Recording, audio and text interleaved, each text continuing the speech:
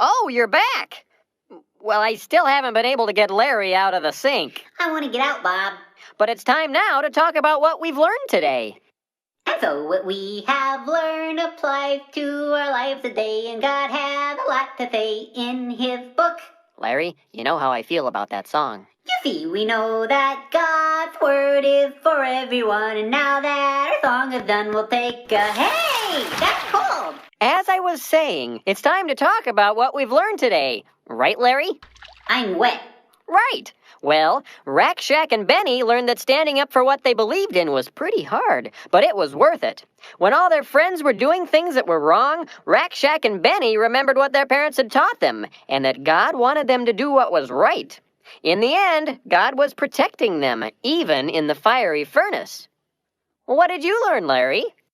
Well, I learned that doing something that you know isn't such a good idea, just to be cool, isn't very cool. I put an oven mitt on my head just because Veggie Beat magazine said it would make me cool, even though I couldn't see anything. It didn't make me cool. It made me bump into a toaster, and then fall into the sink.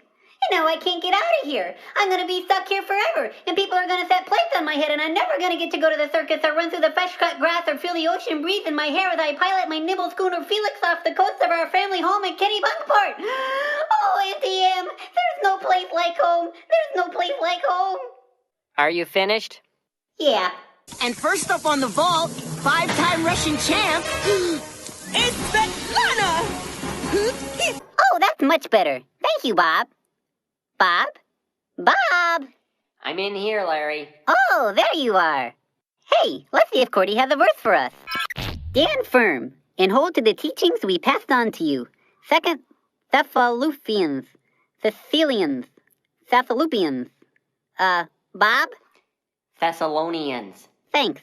Can I get out now? Not yet. 2 Thessalonians 2:15. That means remember what your parents teach you and what you've learned from the Bible.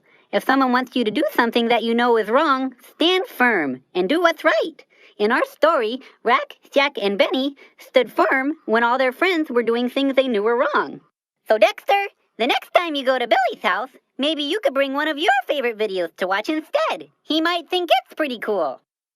It isn't always easy, but knowing you've done the right thing sure feels good inside. Right, Bob? Yep, that's right, Larry. I'd like to get out now. Well, that's all the time we have today. Remember, God made you special, and he loves you very much. Goodbye!